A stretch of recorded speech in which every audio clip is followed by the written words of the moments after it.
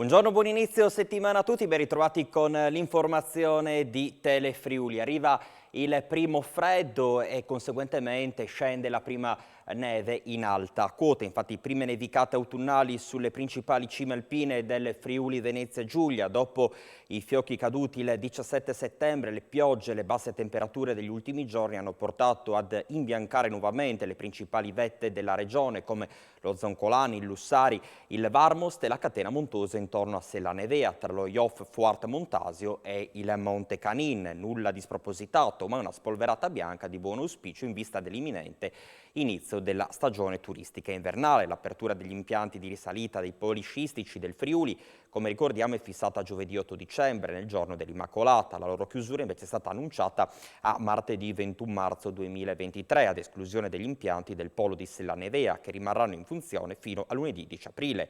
Martedì prossimo aprirà invece la prevendita al pubblico degli ski pass scontati. Le promozioni online termineranno domenica 4 dicembre. La cronaca: 2 ciclisti sono stati investiti da altrettante automobili tra ieri sera e questa mattina a Udine e Manzano. Entrambi sono stati condotti in condizioni gravi all'ospedale Santa Maria della Misericordia di Udine. 2 ciclisti sono stati investiti tra ieri e oggi a Udine e Manzano da altrettante automobili. Entrambi versano in gravi condizioni. Un cinquantenne straniero stamattina è stato travolto a Udine in via Ascoli da una Mercedes mentre era in sella alla propria bicicletta. Le cause sono al vaglio della polizia locale. Immediata la chiamata di aiuto al numero unico di emergenza 912 che ha transitato la telefonata alla Sores. Gli infermieri della centrale hanno inviato sul posto l'equipaggio di un'ambulanza e di un'automedica. L'uomo è stato trasportato d'urgenza in codice rosso all'ospedale Santa Maria della Misericordia di Udine. L'altro incidente si è verificato ieri alle 18:30 a Manzano, nei pressi della rotonda che porta a Percotto. Per cause ancora in corso di accertamento dei carabinieri, una Lancia Y ha urtato lungo via del Cristo un uomo di 51 anni che stava pedalando in bicicletta. Sul posto l'equipaggio di un'ambulanza proveniente da Cormosa e l'elisoccorso. L'uomo è stato trasportato in gravi condizioni all'ospedale Santa Maria della Misericordia. Nell'impatto ha riportato gravi lesioni, in particolare un trauma cranico. Non sarebbe però in pericolo di vita. Intanto questa mattina a Gorgo di Latisana, lungo la strada che costeggia il tagliamento, un'auto è finita nel fosso. Alla guida c'era un uomo che, dopo essere stato soccorso da personale sanitario e dai vigili del fuoco, è stato condotto in ospedale. Ha riportato soltanto qualche lieve contusione. Reclutava ragazze in Albania per poi farle prostituire in Italia. È stato arrestato un cittadino a Trieste. I carabinieri della stazione di Basovizza, durante un controllo, hanno rintracciato e messo le manette ai polsi di un uomo di 40 anni, cittadino albanese, soprannominato il Pelato, mentre cercava di raggiungere il suo paese d'origine. A suo carico infatti pende un'ordinanza di custodia cautelare in carcere per favoreggiamento e sfruttamento della prostituzione per fatti commessi a Bologna nel 2013. Dopo l'arresto, lo straniero è stato condotto direttamente al carcere del Coroneo. L'uomo aveva reclutato in Albania bellissime e avvenenti ragazze che aveva fatto arrivare poi in Italia con la promessa di un lavoro stabile. L'organizzazione invece le costringeva a prostituirsi, aveva affidato al Pelato, così ricordiamo veniva soprannominato la persona che è stata arrestata, il compito di abbigliare in maniera adeguata le ragazze. I proventi della prostituzione ovviamente finivano nelle tasche direttamente dell'uomo, incaricato dall'organizzazione e della gestione del traffico stesso. Alcune ragazze però avevano denunciato i loro sfruttatori, i quali tuttavia riuscirono a scappare, tra i quali l'uomo appena arrestato dai carabinieri a Trieste. Si sono avvicinati ad una donna e con estrema destrezza e scaltrezza le hanno sfilato la borsetta. 2 cittadini di etnia rom sono stati però fermati poco dopo dai carabinieri dell'aliquota operativa e condotti per gli accertamenti del caso in caserma. La rapina impropria si è consumata nella tarda mattinata di oggi nella zona dell'ospedale civile di Udine. Uno sconto del 30% sulle biciclette acquistate dalle persone fisiche residenti in Regione Friuli Venezia Giulia a partire da venerdì 11 novembre, con un contributo fino a 300 euro per le biciclette elettriche e fino a 200 euro invece per le biciclette muscolari. La misura, che è stata finanziata con 950.000 euro dalla Regione e che l'assessore all'ambiente Fabio Scocimarro ha presentato oggi durante una conferenza stampa. Non solo le bici elettriche che avranno un contributo di 300 euro, ma anche le bici normali, quelle cosiddette muscolari, avranno un contributo di 200 euro.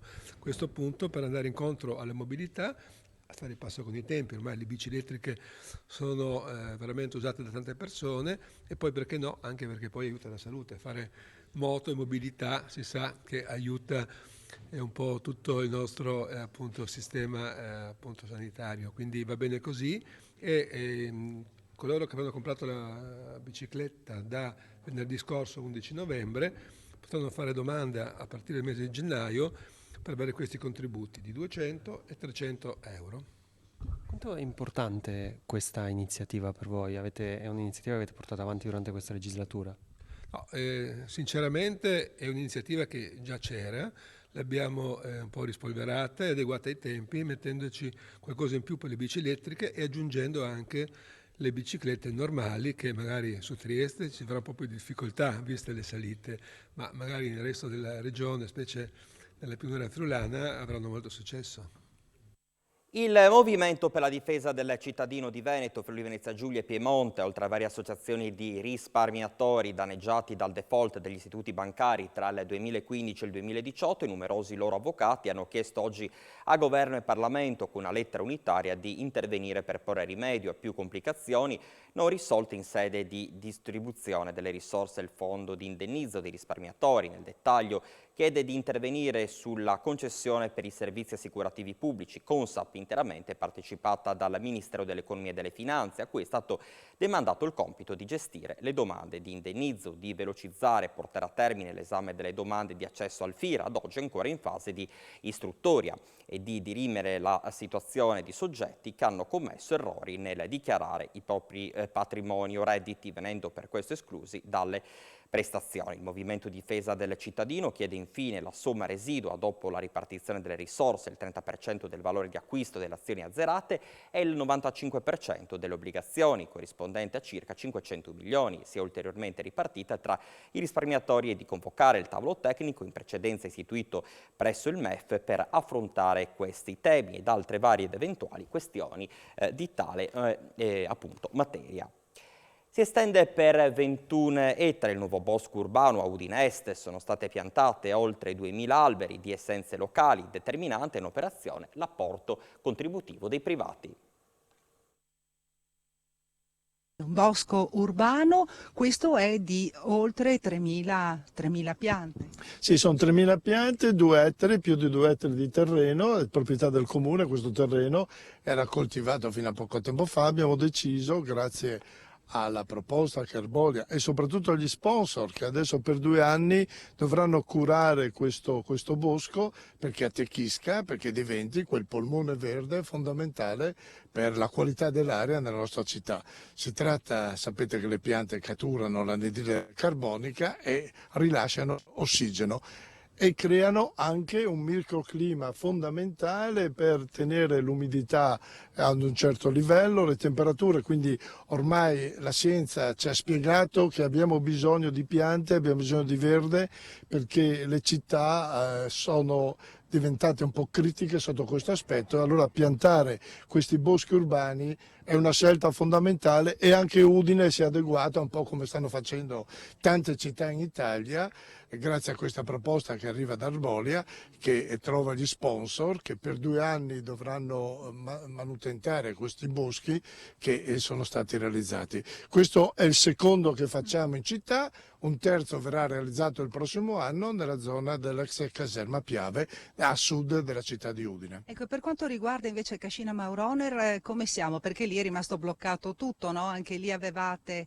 in programma la piantumazione di alberi? No, abbiamo piantumato gli alberi. Il Casino Mauroner non ha piantumato un numero elevato perché la sovrintendenza voleva che facessimo degli scavi per verificare se c'erano degli resti archeologici. Abbiamo lasciato a Prato una parte, ma una parte è già stata piantumata, ci sono 1500 piante già messe a dimora, alcune tra l'altro purtroppo l'estate è stata molto siccitosa e quindi dovranno essere ripiantate un 30%. Purtroppo è andato perso in questa estate, però c'è l'impegno lì di altri sponsor che ci hanno dato una mano a fare questo lavoro.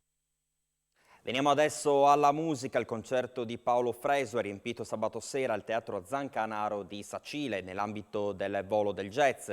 Il trombettista poi ha illustrato un progetto video realizzato con il regista friulano Ferdinando Vicentini Orgnani.